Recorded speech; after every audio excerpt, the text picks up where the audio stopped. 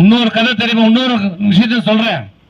அதிமுக அழிப்பு நினைத்தவங்க எல்லாம் இது வரைக்கும் அழிஞ்சுதான் போயிருக்கிறான்.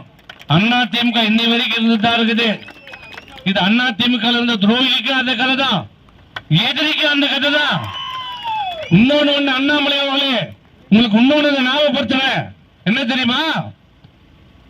அதிமுக அழிப்புன்னு சொன்னி அண்ணாமலை, உனக்கு ஒரு சம்பவத்தை ஞாபகப்படுத்துறேன், தெரிந்துகொள். எங்கள் அம்மாவை முறைத்த, எங்க அம்மாவை தமிழகத்தில் கொடுத்த வாக்குறுதி நிறைவேற்றாத தவறிய அன்றைய பாரதிய ஜனதா வாஜ்பாய் அரசை வீட்டுக்கு அனுப்பிய கட்சி அனைத்து இந்திய அண்ணா திராவிட முன்னேற்ற கழகம். அப்ப உன் வயசு என்ன தெரியுமா? நீ 9வது படிச்சிருந்திருப்ப. உன் வாஜ்பாய் பிஜேபி அரச மூட்டை கட்டி வீட்டுக்கு அனுப்பிச்ச கட்சி அதிமுக. அன்னைக்கு உன் வயசு 14. அன்னைக்கு வயசு 14. குச்சியை சாட்டு இருந்திருப்பனி. குச்சியை சாட்டு அண்ணாமலை போய் உங்க அப்பாவை கேளு, போய் பாரதிய ஜனதா கட்சி தலைவரை போய் கேளு. உன் வாஜ்பாயை வீட்டுக்கு அனுப்பிய தலைவர் யார் என்ற கட்சியில் கேட்டுப்பார். நீ எங்களுக்கு சவடால் விடுற. உன்னை காப்பாத்திக்கோ, உன்னை காப்பாத்திக்கோ, உன் பதவியை காப்பாத்திக்கோ. ஆக இந்த அரசு, மத்தியில் இருக்கின்ற அரசு யார் நல்லா இருக்கிறான்? அங்க மோடி சொல்றாரு நாடு நல்லா இருக்குன்னு, இங்க ஸ்டாலின் சொல்றாரு மக்கள் நல்லா இருக்கிறாங்க. நாடு நல்லா இல்ல, மக்களும் நல்லா இல்ல. அங்க அதானி நல்லா இருக்கலாம், அம்பானி நல்லா. இன்னொரு முறை நீங்க மோடிக்கு வாய்ப்பு கொடுத்தீங்கன்னா, இந்த அங்க ரிப்பேர் பண்ற பாரு, டயர் ஓட்டுற பாரு, அதை கூட மொத்தமா அவன் தான் பண்ணுவான், அதானி தான் பண்ணுவான். காய்கறி வைக்கிறது இப்ப அவன் தான் பண்றான். ரோடுக்கு காய் வைக்கிறது அவன் வந்துருவான். எல்லா விமான நிலையமும் அவனுக்கு கொடுத்தாச்சு, எல்லா ரயில்வே நிலையமும் அவனுக்கு கொடுத்தாச்சு, எல்லா துறைமுகமும் அதானிக்கு கொடுத்தாச்சு, எல்லா மின்சாரமும் அதானிக்கு கொடுத்தாச்சு, எல்லா எண்ணெய் உற்பத்தி நிலையமும் அம்பானிக்கு கொடுத்தாச்சு.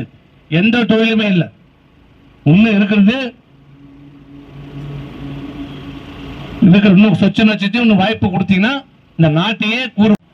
அந்த டாஸ்மார்க்ல வாங்குற சரக்குக்கு தண்ணி கலந்து கொடுக்கறதும் அவன் குடும்பம் தான் அந்த தண்ணியை விற்குது. சரக்கை விநியோகிக்கிறான், தண்ணியை விநியோகிக்கிறான். நாடு உருப்படும். ஆகவே இந்த அரசு தூக்கி எறியப்பட வேண்டும் என்றால் வர இருக்கின்ற நாடாளுமன்றத்தில் அதை விட இன்னொருத்தர் இங்க நமக்கு எச்சரிக்கை கொடுக்கிறார். அன்புமணின்னு ஒருத்தர். என்ன தைரியம் இருந்தார் பேசல. நீங்க ரொம்ப தைரியமானவங்க. உன் தைரியத்தெல்லாம் நாங்க பார்க்கல. தைரியம் இருந்தா, ஆண்மை இருந்தா உன் மீது போடப்பட்ட வழக்கை நீ சந்தித்து இருக்கணும். பேடித்தனமா போய் பாரதிய ஜனதா காலில் வீழ்ந்தவன் நான் இல்ல. என் மீது இந்த அரசு 23 வழக்குகளை போட்டிருக்கிறது. அதற்காக இந்த அரசுல காலில் விழுந்தவன் இந்த சண்முகம் கிடையாது. நீதிமன்றத்தில் தைரியமாக வழக்கை சந்தித்துக் கொண்டிருப்பவன் இந்த சண்முகம். ஒன்ன போல ஒரு கோழை இல்ல. அன்புமணி அவர்களே, தேர்தலுக்கு அப்புறம் பாக்குறியா? நான் ரெடி, இன்னைக்கு கூட வா. உன் கொலகார பசங்க 2006 உன்னை பார்த்து வந்தன. கொலகார குடும்பம் தானே நீங்க. நாங்க பாக்கலையா? மிரட்ட இருக்கலாம், பயப்படுறவே இந்த சண்முகம் கிடையாது. உனக்கு முன்னாடி அரசியலுக்கு வந்தவன் தெரியுதா? உங்க அப்பா அரசியல் வர்றதுக்கு என் குடும்பம் அரசியலுக்கு வந்த குடும்பம். நீங்க என்னமோ வன்னியர் சாலையில வந்து பொந்துட்ட மாதிரி உங்ககிட்ட தான் சர்டிபிகேட் வாங்கி வன்னியர் சர்டிபிகேட் வாங்கணுமா? வன்னியர் பெயரை சொல்லி பிழைப்பு நடத்திக் கொண்டிருக்கிற ஒரு பிரிவினை. எங்களை பற்றி பேசுவதற்கும் அதிமுக பற்றி பேசுவதற்கும் ஒரு அருகதை கிடையாது. பேசுற ரைட்டு அப்படியே அழுது கண்ணீர் விட்டு நடிச்சிய போன்ல நாடகம் பண்ணி. அது என்ன நாடகம்? என்ன ஒரு நாடகம்? அன்னைக்கு தெரியலையா? அன்னைக்கு தெரியல அந்த சண்முகம் இன்னைக்கு அவனுக்கு, அன்னைக்கு இன்னைக்கு அவனுக்கு சண்முகம் என் வீட்டுக்கு தேடி வந்து அன்னைக்கு இன்னைக்கு அவனுக்கு. நன்றி கெட்டவர்கள் என்றால் அது யார் என்றால் அது அன்புமணி. நன்றி கெட்டவனுக்கு ஒரு பெருப்பெயர் அன்புமணி.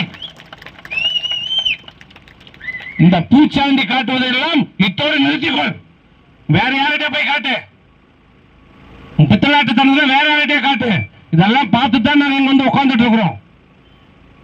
ஆகவே இப்படிப்பட்ட ஏமாற்று பேர்கள் மக்களை பற்றி துளியும் சிந்திக்காத இவர்களை அகற்றப்பட வேண்டும் என்றால் நீங்கள் வாக்களிக்க வேண்டிய சின்னம் இரட்டலை இரட்டலை இரட்டலை.